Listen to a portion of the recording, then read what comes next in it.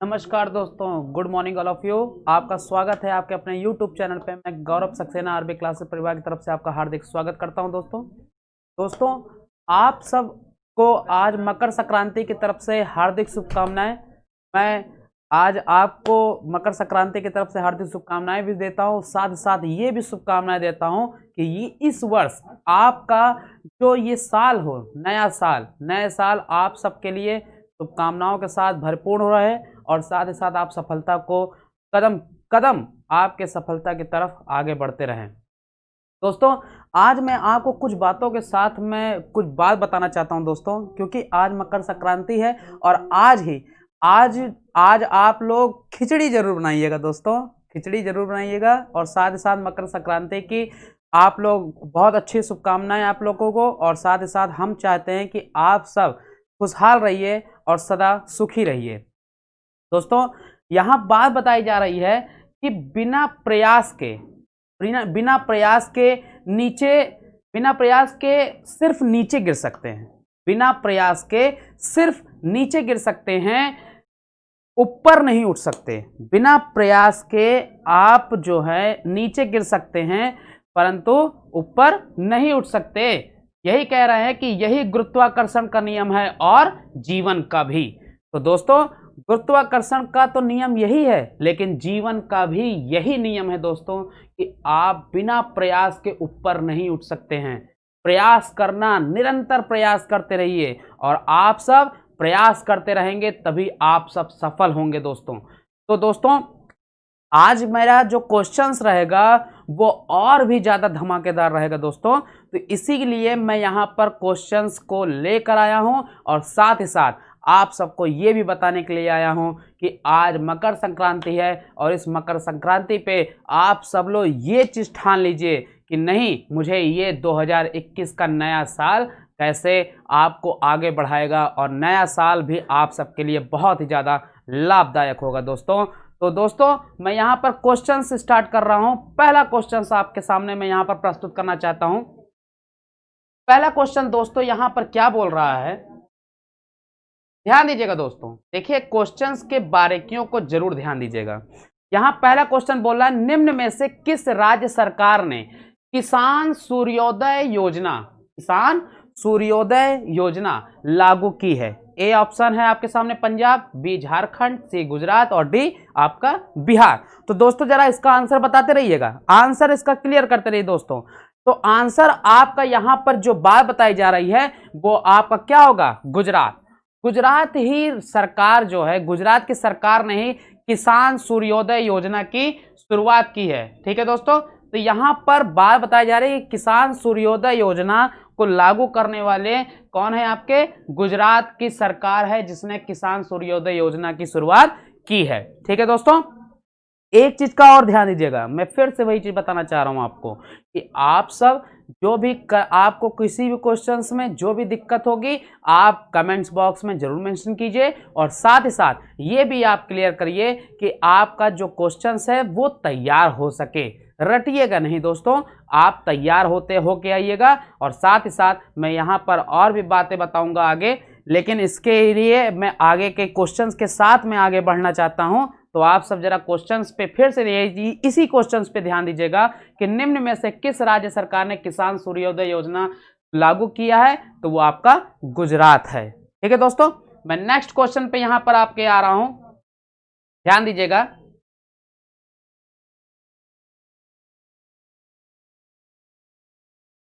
ये आपका जो नेक्स्ट क्वेश्चन है, नेक्स्ट क्वेश्चन आपका क्या कह रहा है कि रीडिस्कवरी, क्योंकि हमने और आपने हमेशा बचपन में पढ़ा है दोस्तों कि डिस्कवरी ऑफ इंडिया की खोज, डिस्कवरी ऑफ इंडिया के बारे में किसने लिखा था? आपके पंडित जवाहरलाल नेहरू जी ने लिखा था। लेकिन यहां पर बोल रहा है कि रीडिस्कवरी ऑफ इंडिया पुस्तक किसने लिखी है? तो आपका ऑप्शन यहां पर ये रहेगा, जवाहरलाल नेहरू, आर के नारायण, मेघनाथ देसाई और खुशवंत सिंह। तो आंसर जरा दोस्तों क्लियर करते रहिए, आंसर क्लियर करते रहिएगा कि रीडिस्कवरी ऑफ इंडिया पुस्तक के किसने लिखी है? जवाहरलाल नेहरू ने लिखी है, कि आर के नारायण ने लिखी है, कि मेघनाथ देसाई ने लिखी है, कि खुशवंत सिंह ने लिखी है? तो जरा इसको क्लियर करते रहिएगा।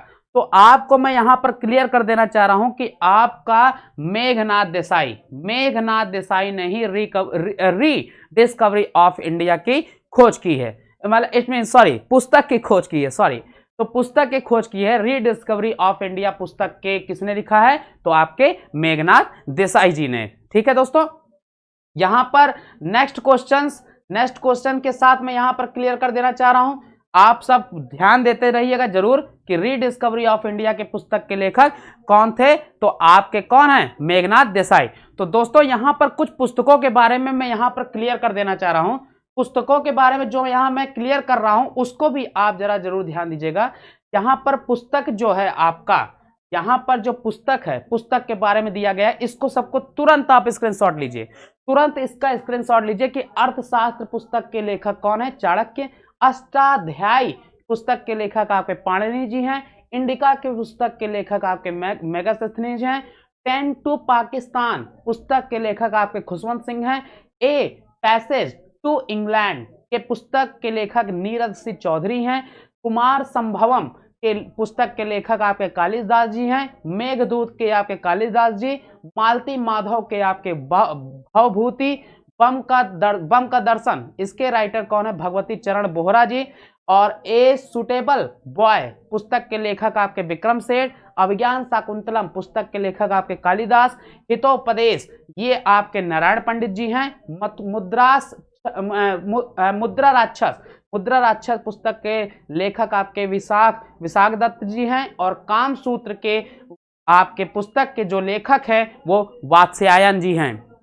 तो दोस्तों यहां पर इस पुस्तक के बारे में आप सब स्क्रीनशॉट तुरंत लीजिए, ठीक है आप सब, क्योंकि देखिए जरूरी नहीं है कि पुस्तक जो, क्योंकि रीडिस्कवरी ऑफ इंडिया ये पूछा जा सकता है, इसी के अकॉर्डिंग मैं यहाँ पर कुछ पुस्तकों के बारे में भी यहाँ पर क्लियर कर दिया हूँ, ताकि आप सबको आने वाले कल में कोई भी अगर मान लीजिए ये भी तैयार करके आप जाइए, ताकि आपका ये जो क्वेश्चन है इसमें से भी अगर आप मान लीजिए पुटअप होता है तो इस चीज को आप क्लियर कर लेंगे। ठीक है दोस्तों, मैं नेक्स्ट क्वेश्चन पे आ रहा हूं, ध्यान दीजिएगा। नेक्स्ट क्वेश्चन आपका क्या कह रहा है कि हाल ही में किस वर्ष में गोल्डन गर्ल हिमा दास ने टोक्यो ओलंपिक में क्वालिफाई कर लिया है? ठीक है, क्वालिफाई कर लिया है। तो यहां कह रहा है कि वो किस वर्ष में किया था, किस वर्ष में गोल्डन गर्ल हिमा दास ने टोक्यो ओलंपिक में क्वालिफाई कर लिया है?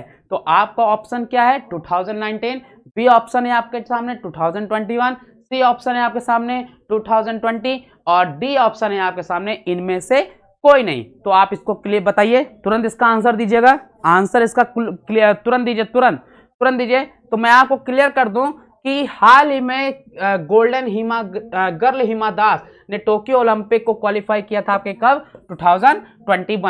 2021 में यहां पर कह रहा है कि हिमा ने ही आपके गर्ल हिमा दास जी ने ही टोक्यो ओलंपिक में क्वालिफाई किया था। ठीक है दोस्तों, तो ये आपका आंसर ये हो गया आपका 2021।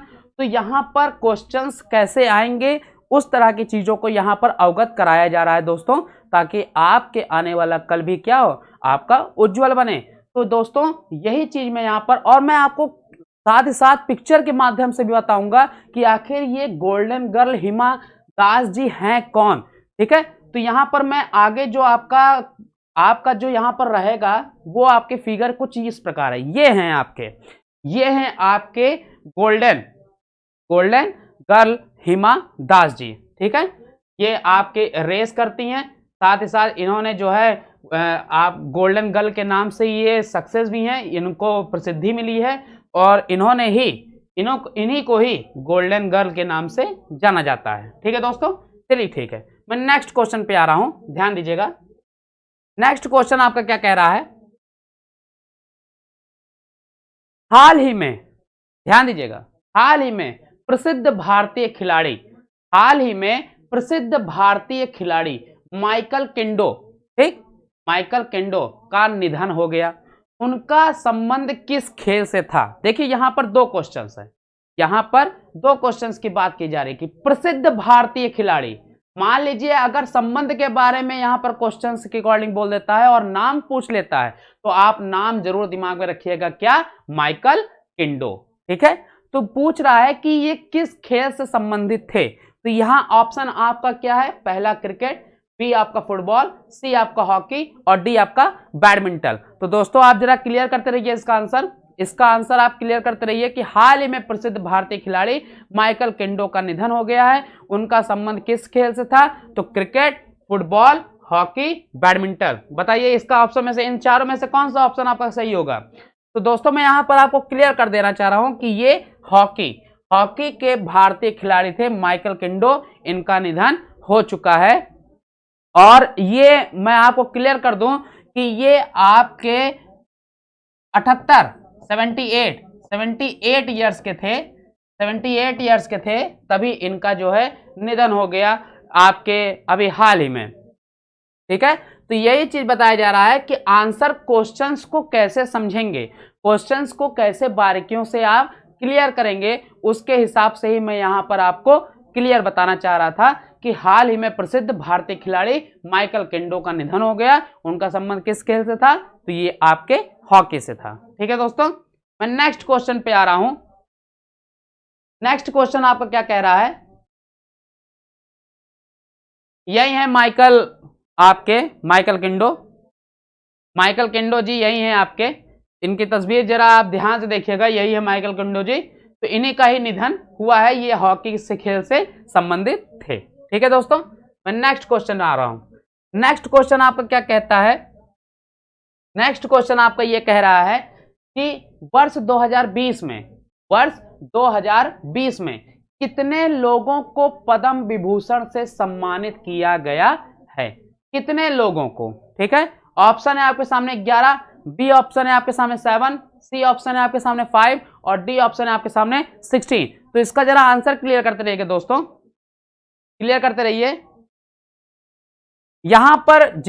यहां पर इसका ऑप्शन जो है आपका 7 होगा। 7 लोगों को पद्म विभूषण से सम्मानित किया गया है। लेकिन मैं यहां पर एक चीज क्लियर कर दूं, अगर ये टोटल पूरे ईयर की बात अगर की जाएगी तो 147 लोगों को यहां पर क्या किया गया है? पद्म विभूषण से सम्मानित किया गया है। ठीक है दोस्तों, अगर मैं आपको नेक्स्ट चीजों में आपको समझा दूंगा कि 7 लोगों का नाम आखिर है क्या। ठीक है, यहां पर नाम मैं 7 लोगों का रख दे रहा हूं। ठीक है, यहां पर 7 लोगों का नाम मैं यहां रख दे रहा हूं, नोट करिए। श्री जॉर्ज फर्नांडिस जी, ये पब्लिक अफेयर्स फील्ड के थे और ये बिहार के रहने वाले। ठीक है, आपके श्री अरुण जेटली जी, ये आपके पब्लिक अफेयर्स के थे और ये आपके दिल्ली के रहने वाले। सर एनरोड, और ये आपके पब्लिक अफेयर्स के थे और ये आपके मॉरिशस के थे। ठीक है, श्रीमती MC मैरी कॉम, ये आपकी स्पोर्ट्स की हैं और ये मणिपुर की हैं। श्री चन्नूलाल मिश्रा जी, ये आर्ट के हैं और ये उत्तर प्रदेश के रहने वाले हैं। श्रीमती सुषमा स्वराज जी, ये आपके पब्लिक अफेयर्स की हैं और ये रहने वाली कहाँ की हैं? दिल्ली की हैं। तो दोस्तों इन्हीं 7 लोगों का, देखिए 7 लोगों का जो नाम मैंने यहां पर आपको बताया है, इन 7 लोगों को आप नोट जरूर कर लीजिएगा, स्क्रीनशॉट लेते रहिए, स्क्रीनशॉट ले लीजिएगा। इन केस अगर मान लीजिए इसमें से अगर पूछ लेगा आपसे कि मतलब कि अभी हाल ही में पद्म विभूषण पाने वाले कौन थे, तो इन 7 में से कोई एक अगर ऑप्शन होगा तो वो आपका राइट होगा। इसलिए मैं कह रहा हूं कि इसको आप स्क्रीनशॉट जरूर ले लीजिएगा, इसका स्क्रीनशॉट दोस्तों। ठीक है, बहुत बहुत धन्यवाद, आपने स्क्रीनशॉट ले लिया है, बहुत बहुत धन्यवाद। चलिए ठीक है, मैं नेक्स्ट क्वेश्चन पे आ रहा हूं, ध्यान दीजिएगा। नेक्स्ट क्वेश्चन आपका क्या कहता है? हाल ही में गुवाहाटी उच्च न्यायालय के मुख्य न्यायाधीश के रूप में किसे नियुक्त किया गया है? ठीक, हाल ही में गुवाहाटी में उच्च न्यायालय के मुख्य न्यायाधीश के रूप में किसे नियुक्त किया गया है? तो ऑप्शन है आपके सामने सुधांशु धुलिया, बी ऑप्शन है आपके सामने रविशंकर झा, सी ऑप्शन है आपके सामने हिमा कोहली और डी ऑप्शन है आपके सामने गोविंद माथुर। तो जरा आप इसको क्लियर करते रहिएगा कि आखिर कौन होगा आखिर कौन होगा, इसको आप क्लियर करते रहिए दोस्तों। तो यहां मैं आपको क्लियर कर दूं, सुधांशु धुलिया जी। सुधांशु धुलिया जी आपके गुवाहाटी के उच्च न्यायालय के क्या हैं, मुख्य न्यायाधीश। मुख्य न्यायाधीश के रूप में इनको गुवाहाटी का उच्च न्यायालय का मुख्य न्यायाधीश नियुक्त किया गया है और ये सुधांशु धुलिया जी हैं आपके। ठीक है दोस्तों, इतना आपको क्लियर हो रहा है। इतना अगर क्लियर हो गया हो दोस्तों तो मैं नेक्स्ट चल रहा हूं। आपका नेक्स्ट क्वेश्चन क्या कह रहा है, आपका नेक्स्ट क्वेश्चन क्या कह रहा है, देखिए नेक्स्ट क्वेश्चन यही है आपके, यही है आपके, जरा ध्यान दीजिएगा, आपके सुधांशु धुलिया जी यही हैं आपके। ठीक है, इनका आप चेहरा जरूर ध्यान दे दीजिएगा। ये सुधांशु धुलिया जी हैं जिनको गुवाहाटी उच्च न्यायालय का क्या किया गया है, मुख्य न्यायाधीश चुन लिया गया है। ठीक है, चलिए ठीक है, मैं नेक्स्ट क्वेश्चन पे आ रहा हूं। नेक्स्ट क्वेश्चन आपका क्या कहता है, यहां नेक्स्ट क्वेश्चन क्या कह रहा है कि निम्नलिखित में से कौन पद्म भूषण पुरस्कार, कौन पद्म भूषण पुरस्कार 2020 का विजेता नहीं है। ध्यान दीजिएगा, क्वेश्चन स्पेशली मैं कहता हूं आपसे, क्वेश्चंस की बारीकियों को ध्यान दीजिएगा। यहां कह रहा है निम्नलिखित में से कौन पद्म भूषण पुरस्कार 2020 का विजेता नहीं है। तो ध्यान दीजिएगा, अभी देखिए जैसे मैंने अभी आपको पद्म भूषण के बारे में 7 लोगों का नाम क्लियर किया था, उसी के अनुसार ही यहां पर कह रहा है कि कौन नहीं है। इस तरह के भी क्वेश्चन आ जाते हैं दोस्तों, इस तरह के भी क्वेश्चंस आपके पुटअप होते हैं। पहला है आपका option Anand Mahindra, B option है आपके सामने मैरी कॉम, सी ऑप्शन है आपके सामने पीवी सिंधु और डी ऑप्शन है आपके सामने एससी जमीर। तो इसको जरा आप क्लियर करते रहिएगा, क्लियर करते रहिए। तो यहां पर मैं आपको क्लियर कर दूं कि पद्म भूषण पुरस्कार 2020 का विजेता कौन नहीं है, आनंद महिंद्रा। आनंद महिंद्रा ये जो है ये महिंद्रा कंपनी के हैं, ये महिंद्रा कंपनी के हैं, इतना ध्यान दीजिएगा। ये सीईओ हैं महिंद्रा कंपनी के। फिर ये कह रहा है कि यहां पर पद्म भूषण पुरस्कार 2020 का विजेता कौन नहीं है, आनंद महिंद्रा जी। ठीक है, इतनी बात आपको क्लियर हो रही है, इतनी बात आपको क्लियर हुई दोस्तों। चलिए ठीक है, मैं नेक्स्ट क्वेश्चन पे आ रहा हूं दोस्तों, ध्यान दीजिएगा। आनंद महिंद्रा जी ये हैं, ठीक है, आनंद महिंद्रा जी ये हैं, इनको पद्म भूषण पुरस्कार से सम्मानित, मतलब इट मींस इनको जो है पद्म भूषण पुरस्कार 2020 का विजेता ये नहीं है। ठीक है, ठीक है दोस्तों, ठीक है, मैं नेक्स्ट क्वेश्चन पे चल रहा हूं, ध्यान दीजिएगा। नेक्स्ट क्वेश्चन आपका क्या कहता है दोस्तों, नेक्स्ट क्वेश्चन आपका क्या कह रहा है कि पद्म भूषण पुरस्कार।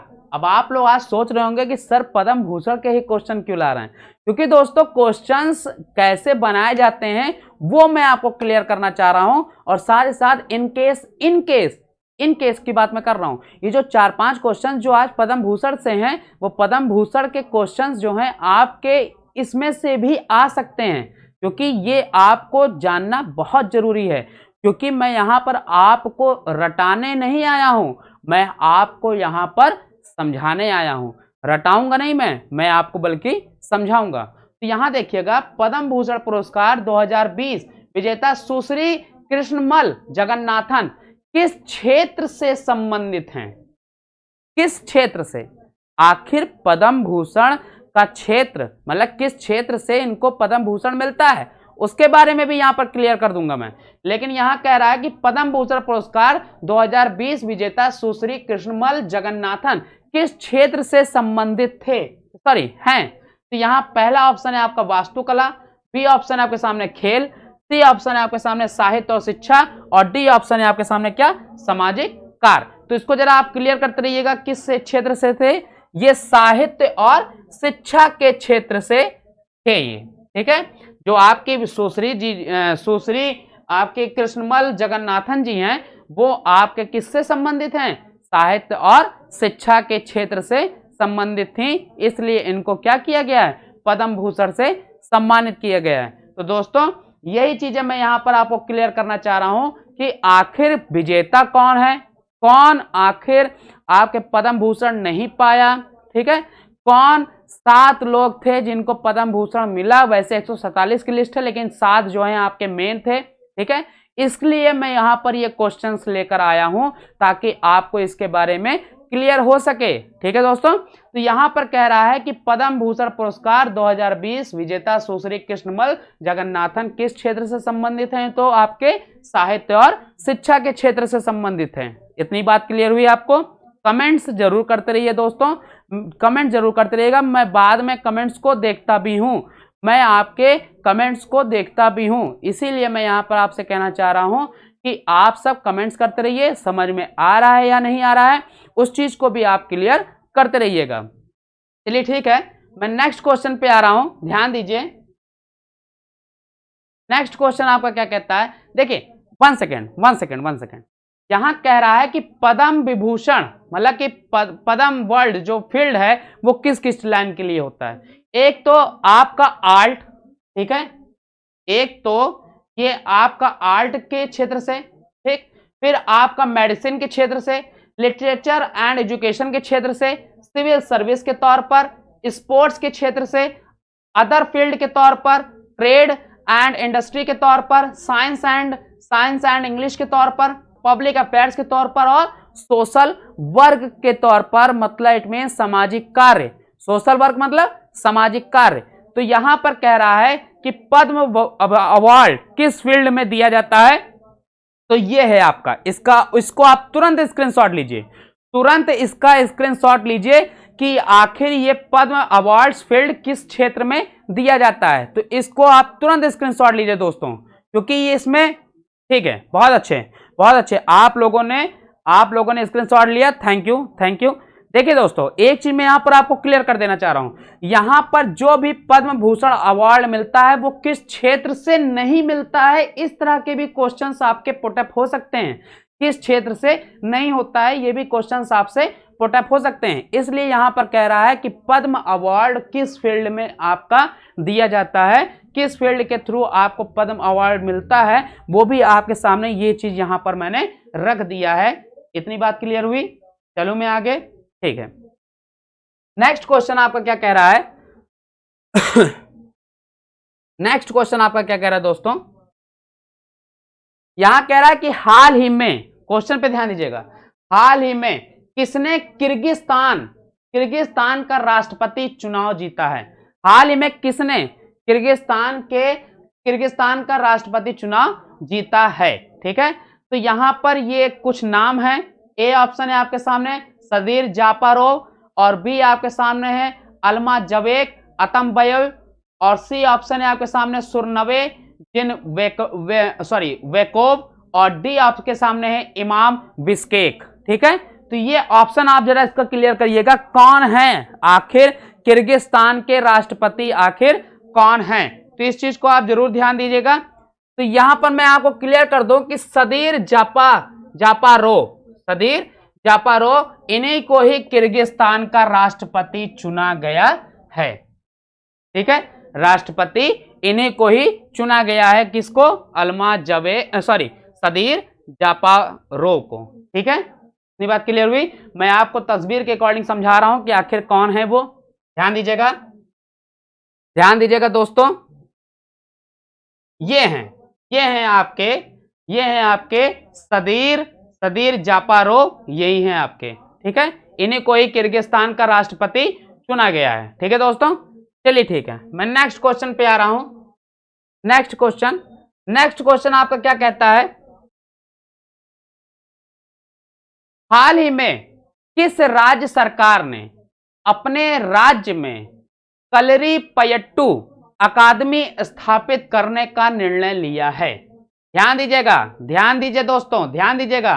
हाल ही में किस राज्य सरकार ने अपने राज्य में कलरी पयट्टू अकादमी स्थापित करने का निर्णय लिया है? ठीक है, तो जरा ध्यान दीजिएगा। आपका ऑप्शन क्या है? केरल, बी ऑप्शन है आपके सामने असम, सी ऑप्शन है आपके सामने मणिपुर, डी ऑप्शन है आपके सामने मिजोरम। जरा ध्यान दीजिएगा दोस्तों, बताते रहिए ऑप्शन इसका क्लियर करते रहिएगा कि हाल ही में किस राज्य सरकार ने अपने राज्य में कलरी पयट्टू अकादमी स्थापित करने का निर्णय लिया है। ठीक है दोस्तों, ये चीज आप जरा क्लियर कर दीजिएगा, क्लियर करिए आपका ऑप्शन। ठीक है, तो ये ऑप्शन आपका क्या है? केरल केरल की राज्य सरकार ने, ठीक है, केरल की राज्य सरकार ने अपने राज्य में कलरी पयट्टू अकादमी स्थापित करने का निर्णय लिया है। दोस्तों यहां पर समय थोड़ा सा कम हो रहा है, समय की थोड़ा सा दिक्कत है, तो मैं आपको लेकिन कल यहां पर क्लियर कर दूंगा। कल यहां पर मैं आपको क्लियर एक चीज का कर दूंगा कि कलरी पयट्टू आखिर अकादमी आखिर है क्या, ठीक है। तो यहां पर मैं आपको कल आपको क्लियर कर दूंगा दोस्तों। लेकिन साथ ही साथ आप सब इस चीज को जरूर ध्यान दीजिएगा, क्वेश्चंस को आप बना के रखे रहिए क्वेश्चंस को। लेकिन आपको अगर इससे पहले भी जो भी क्वेश्चंस नहीं आ रहे हैं तो आप उसको कमेंट्स बॉक्स में मेंशन कर लीजिएगा, मैं आपको उस चीज के बारे में बता दूंगा। और यहां पर कलरी पयट्टू अकादमी के बारे में मैं आपको कल मैं बता दूंगा, क्योंकि दोस्तों आज मेरे पास टाइम ओवर हो रहा है दोस्तों, इसीलिए मैं आपसे इस चीज के लिए रिक्वेस्ट करना चाहता हूं कि कल मैं आपको इसके बारे में क्लियर कर दूंगा। ठीक है दोस्तों, बहुत बहुत धन्यवाद। कल मैं आपसे फिर 7 बजे सुबह फिर मुलाकात करता हूं। इसी के साथ आज का फिर से मैं आपको मकर संक्रांति की हार्दिक शुभकामनाएं देता हूं, और साथ ही साथ आप जीवन में सुखी हों, खुश हों और खुशहाल जीवन बिताएं। और आशीर्वाद हमेशा आरबी क्लासेस की तरफ से मैं आप सबको आशीर्वाद देना चाहता हूं। आप सबके आरबी क्लासेस परिवार भी आप सबको आशीर्वाद देना चाहते हैं कि आप सब सफल हों और आगे बढ़ें। इसी के साथ मैं कल फिर आपको सुबह 7 बजे मैं आपसे फिर मुलाकात करता हूं। बहुत बहुत धन्यवाद। Thank you.